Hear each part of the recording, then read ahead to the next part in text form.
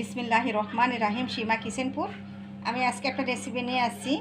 এই যে ময়দা দিয়ে আজকে আমি এটাকে মুরালিও বলা যায়, এটাকে নিমকিও বলা যায়। আজকে আমি মুরালিটা বা মিঙ্কিটা কীভাবে বানাবো আপনারা আমার ফুল ভিডিওটা দেখুন। তো মুরালিটা আমি এখানে বানানোর জন্য ময়দাগুলো আমি ঢেলে দিব। আমি দিব 1 চামচ কালো জিরা, 1 চামচের একটু কম দেবো আমি লবণ। তো সবগুলো উপকরণ আমি একসঙ্গে একটু নেড়ে নিব।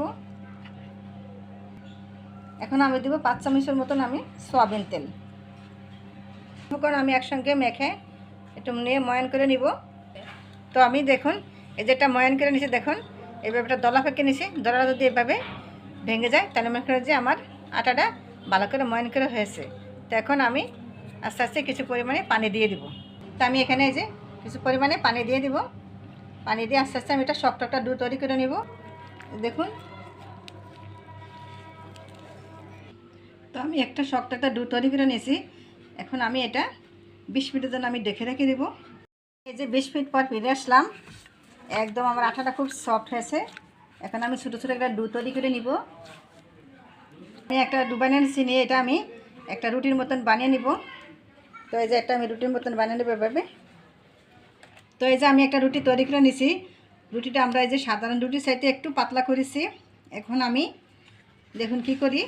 তো আমি তেল দিয়ে আমি একটা এটা ইয়েলো বানিয়ে নিছি।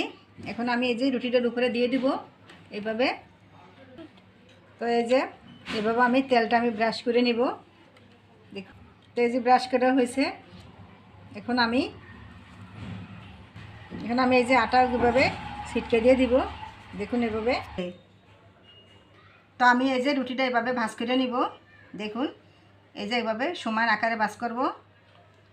আমি আবার এইভাবে তেল দিয়ে ব্রাশ করে নিব। তো আমি এই যে আটাটা এইভাবে ছিটকা দিয়ে দিব এইভাবে। আমি এইভাবে আবার এই যে রুটিটা আমি এইভাবে ভাঁজ করে নিব। ভাঁজ করার পরে আমি আলতোভাবে এখানে আমি আবার রুটিটা বানিয়ে নেব একদম আলতোভাবে। এই যে এইভাবে আলতোভাবে দিব। এরপর আবার এইভাবে আমি একটু বানিয়ে নিব। 2 মাথাটা এভাবে আমি কেটে ফেলে দিব। এটা আমি পালাবো না, আমি আবার পরে কাজে লাগাতে পারবো।